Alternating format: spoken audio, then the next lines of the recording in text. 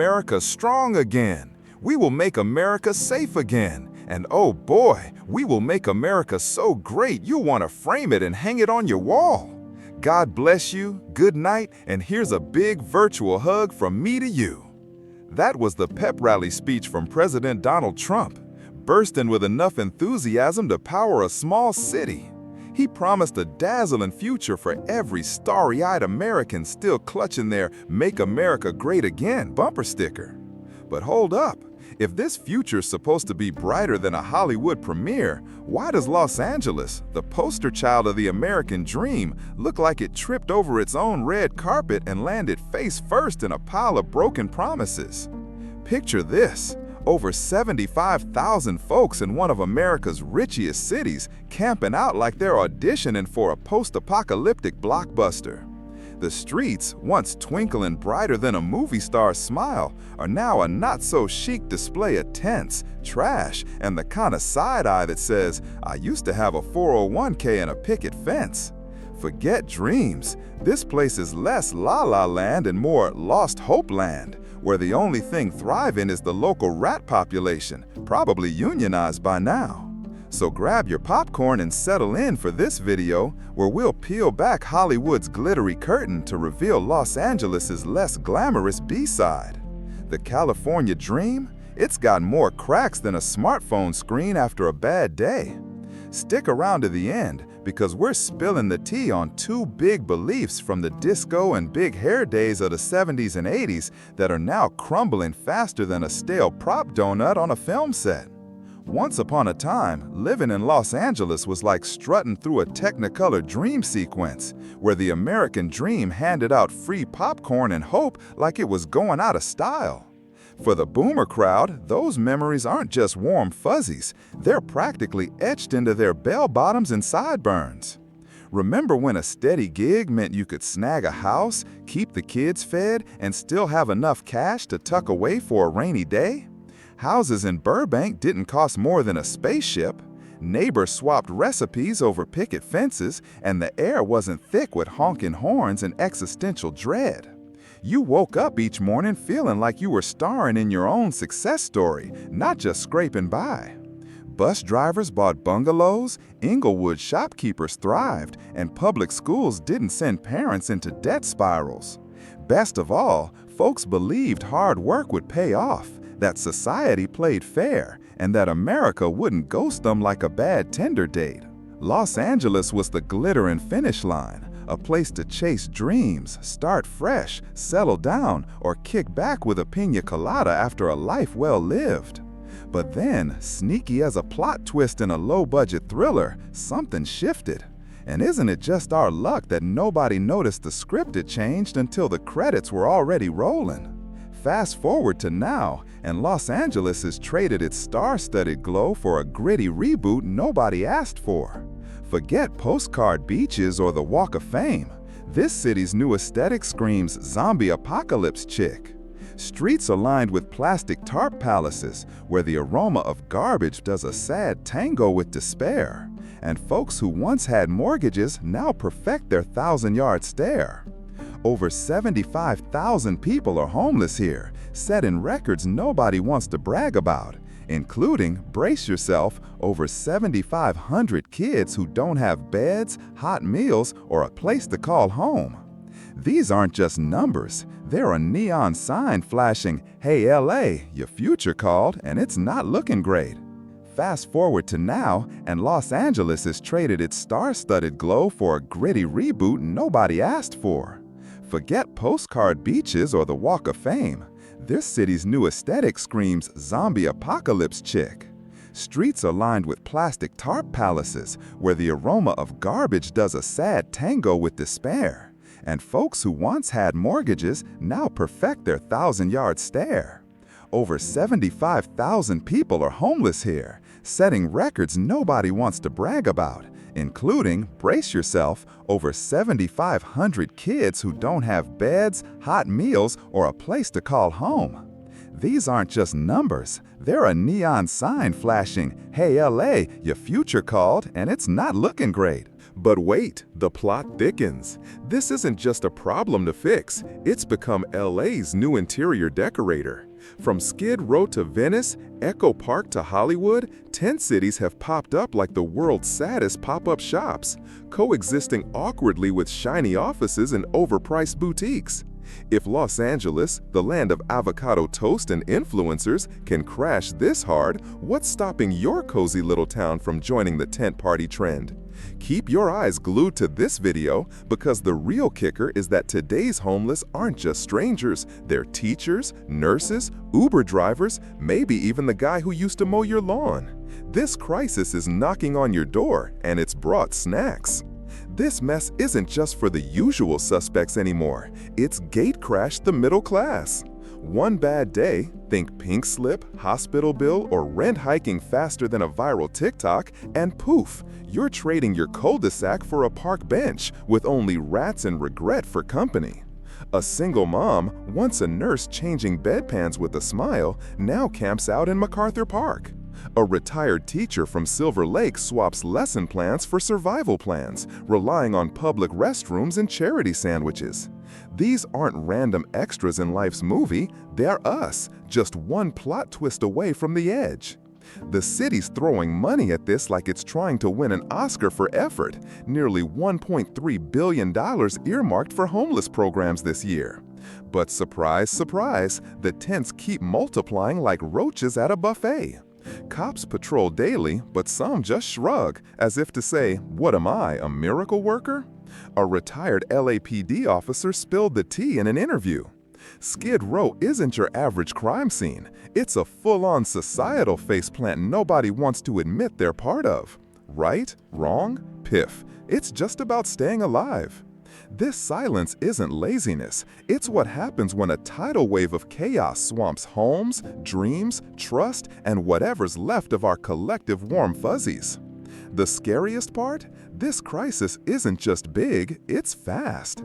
Forget yearly updates, new tents are sprouting weekly, like LA's hosting a dystopian arts festival.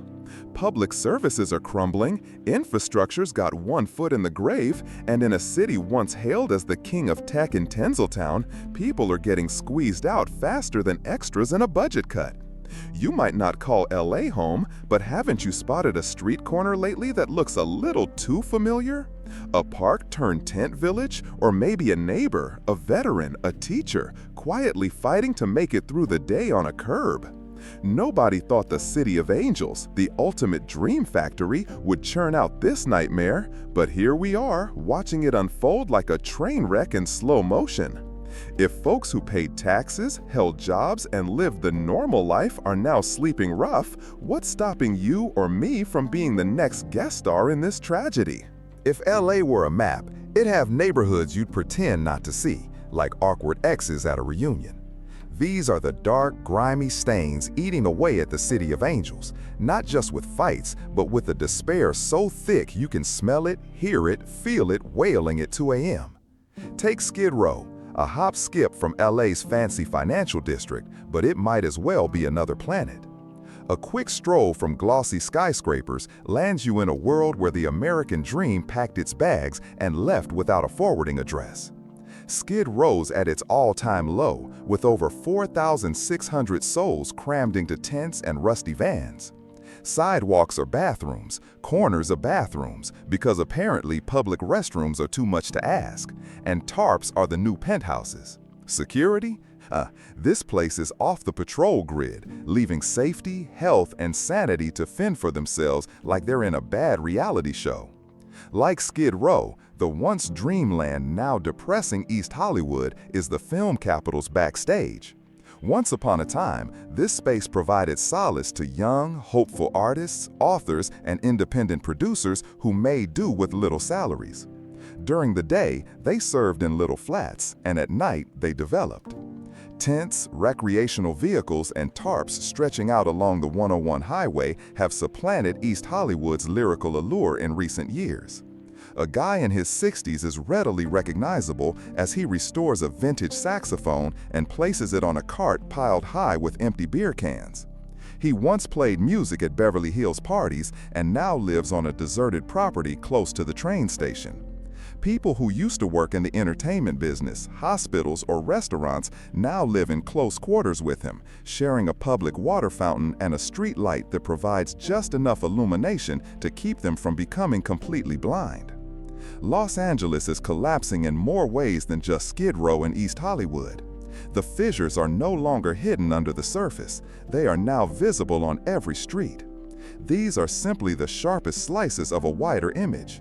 The shocking has become the ordinary, which just adds to the misery. A neighborhood's insecurity becomes its basis, and the fantasy of art is replaced by the everyday battle for existence. This becomes a significant signal for all of Los Angeles and America, not just Skid Row or East Hollywood. How can we know where to find true safety when these long-lost territories sprout up in a city that was once a beacon of light? Maybe we should simply brace ourselves for our street to become into the next Skid Row. In the past, they risked everything, even their families, to defend our nation in uniform and with combat boots. Unfortunately, those brave Americans are now relegated to the margins of society.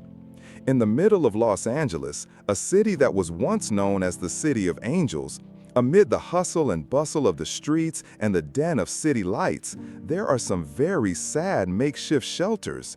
The underbelly of supermarkets, grassy areas near medical centers, and the corners of supermarket walls, where thousands of American veterans have taken up residence. Over 3,800 veterans are without homes in Los Angeles, ranking among the nation's highest levels, according to a recent analysis. However, statistics don't care. What really stops us in our tracks is the tale behind them. Near Skid Row, an elderly guy wears a baseball cap that has the emblem of the United States Marine Corps. He was a soldier in his day. He now subsists on the leftover change from those who pass by. He described a past life when he had a house, a wife, and kids, but the nightmares would not go away once he returned. After his employment crumbled, he suddenly found himself with nowhere to turn. This is happening all the time. Many veterans experience a domino effect of psychological distress, untreated health issues, and social isolation after serving their country. The rental market in Los Angeles has become so expensive that not even full-time workers can afford a property. This doesn't even account for the hundreds of senior individuals who are living alone due to no relatives or children left behind after their spouses died away or children moved out. Their previous contributions are now the only ones left. Those who once kept us safe are now battling incognito, alone, in the night, with no allies, no medals, and no smoke or flames to guide them. When the foundations of our country can be dismantled with so ease, who will stand before us? When the wind howls across Los Angeles on some nights, it's not uncommon to see little people seeking refuge in abandoned vehicles, cardboard boxes, or improvised shelters in Walmart parking lots. They are not grown-ups, they are kids. That is not the way a kid should be raised. However, Los Angeles is where the truth hits you hard. There are over 7,500 children without a permanent place to call home. Despite this, the majority of these kids continue to put in their best effort in school and strive for academic success. Remembering the economic recession brings a feeling of deprivation to many seniors. People might still hold out hope, nevertheless, in that era. Despite the hardships, families continue to congregate. Love was still there even at the most basic of feasts. Observing a toddler cradling their smaller sister in the back seat of a rundown automobile brings on a new kind of chill, one that is deeper, quieter, and more distinct. There was no joy, no carefree youth, just the exhaustion of aging too soon. Children are the future, we repeat again and again. However, how can one cultivate a future when they have never known what it's like to be authentic from the start? Children are growing up in the dark in the city that has been called the American Dream Paradise. It's not because there isn't power, but because society has unintentionally turned out their light. And then there's the issue that won't leave us alone. Will we be brave enough to say this is the America our children deserve to grow up in when they're in that car? The United States used to take great satisfaction in its massive social welfare expenditure. Looking at the homeless issue in Los Angeles, however, makes one wonder, where did all that money go to? More than $1.28 billion has been allocated by Los Angeles County and the city to initiatives aimed at addressing homelessness. Shelter programs, housing aid, and emergency response teams will each get hundreds of millions of dollars. However, the number of those experiencing homelessness has actually grown, which is a painful contradiction. Many experts believe that the solution resides in a web of contradictions and long-standing bureaucratic hurdles, whereby well-meaning individuals are obscured by excessive red tape, overpriced prices, and other problems. Instead of being an effective long-term solution, building homes for the homeless has become a major waste of resources. The average cost of a permanent supportive housing unit in Los Angeles is over $550,000, and some go up to over $700,000, pretty much the same as a high-end condo. Even worse, many finished projects sit empty because operational staff aren't available, approval processes aren't clear, or the rules are too complicated for the people who really need them. It took more than 9 months for some formerly homeless persons to get approval to stay at temporary housing shelters. However, a lot of people gave up and fell farther into an unstoppable pit of despair at that point. A housing crisis and a breakdown in public perception and treatment of the homeless are both occurring simultaneously. Compensation for intermediate groups, consulting units, and pilot initiatives comes out of the overall budget. But nobody is paying attention to the people who are really living on the streets. No one is coordinating their efforts, and there are no systems in place to monitor the outcomes.